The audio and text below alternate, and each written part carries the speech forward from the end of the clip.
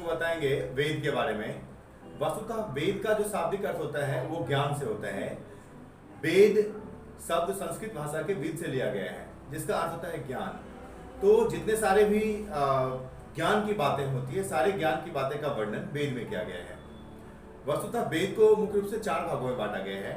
इसमें पहला होता है ऋग्वेद, दूसरा होता है सामवेद, तीसरा होता है यजुर्वेद और चौथा होता है अथर्ववेद।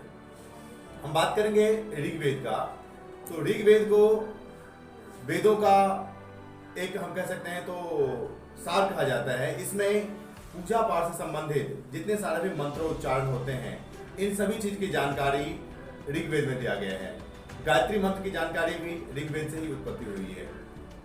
उसके बाद दूसरा जो वेद है वो होता है सामवेद।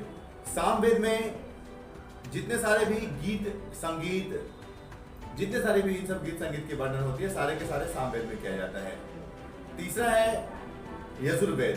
यजुर्वेद में कोई भी जितना सारा भी यज्ञ हो उसका जो, या कोई पूजा पाठ का जो अनुष्ठान किया जाता है, उसमें जो भी सूत्र का प्रयोग किया जाता है, वो सारे सूत्र की जानकारी यजुर्वेद में दिया गया है। तो हम कह सकते हैं कि गणित का भी जो सूत्र है, गणित के जितने सारे भी फॉर्मूलाज हैं, सूत्र हैं, सारे सूत्र का जानकारी यजुर्वेद में दिया गया है। अथर्ववेद, अथर्ववेद में जो चौथा नंबर पे आता है अथर्ववेद, ये अथर्ववेद में जादू टोना के संबंधित जितने भी जादू टोना है या जितने भी औषधि दवाइयां होती है, जड़ी बूटियां संबंधित, इन सभी चीज की जानकारी अथर्ववेद में दिया गया है। और ये सभी वेदों का जो रचना है ये वेद व्यास के द्वारा किया गया है। That's all, thank you.